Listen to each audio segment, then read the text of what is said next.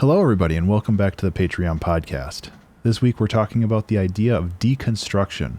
I think this is a really valuable skill and a really valuable tool for you to have in your arsenal when you are trying to learn new things.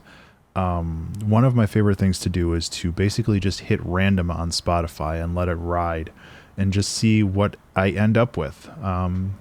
And sometimes I end up with stuff that I like, and sometimes I end up with stuff that I don't. But usually there's one or two songs in there that really inspire me. Just like it's a new way of making a certain type of sound, or it's a new construction of a chord progression or something like that. And then once I have that thing, I have to deconstruct it. I have to kind of figure out how it works.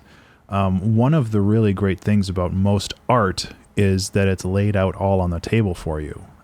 Whether it's like visual art or music or sculpture or any of that other stuff, most of the techniques, once you get to a skill level where you kind of understand how things come together, most of the techniques are evident in the work itself. And I think that it's really cool that you're able to listen to something or look at something with a discerning eye or ear and figure out how it actually works or how it actually was made.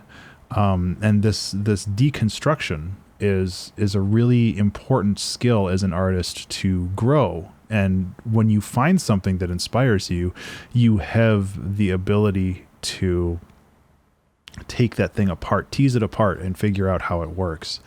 And it's just so important to first of all, it's important to do that, but it's also important to not feel guilty about doing that. I think that a lot of people feel that they are stealing when they do that. And I've mentioned the book Steal Like an Artist by Austin Kleon before, but this is kind of what he was talking about in some ways, where your style as an artist is influenced by a handful or maybe more of other artists. And some of that work is shown through in your work. But usually it's a kind of a big amalgam of all of it, which is what makes your work and your style unique. So yeah, sorry, I kind of lost my train of thought there. It's just, it's important to not feel like, when you deconstruct something, you're stealing somebody else's ideas or somebody else's thoughts. As long as you reconstruct them in your own unique style, you're doing things correctly, and you're growing as an artist through it. One of my favorite things to do is to listen to a song and like break apart its structure. So I so there's 4 bars of the bass, and then there's 4 bars, like the bass continues to go, and then the drums kick in, and then the bass switches after 4 more bars, and then you bring in a melody and some pads.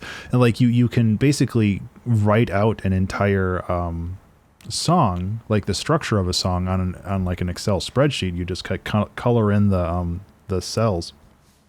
And I think that it's really valuable to do stuff like that because it gives you the opportunity to see how something works and see how it creates a specific type of mood or feeling, and how that affects you is like it affected you. So when you do it, it'll affect somebody else too.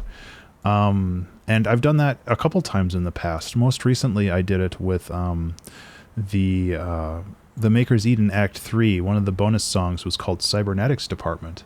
And there is a song that I'm going to try to find it real quick while I'm talking, but there's a song that I basically took the structure from.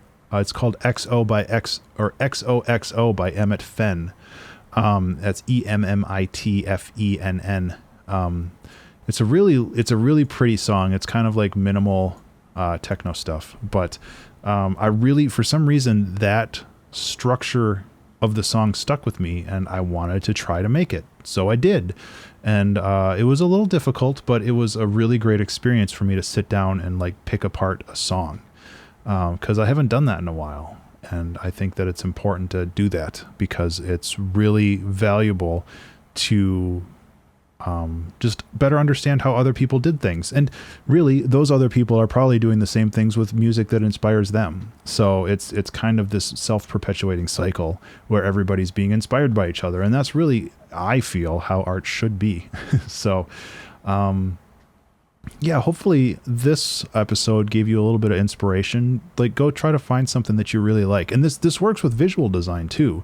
Like, you can kind of not appreciate a visual piece just for how it looks, but you can go in and see how the shading was done. Like, are they coloring within the lines, or are they coloring outside of the lines to give that rougher, more heavy motion feel? Like, there's a lot of really cool things you can do if you like turn on your brain when you're looking at it and just try to see how it all fits together.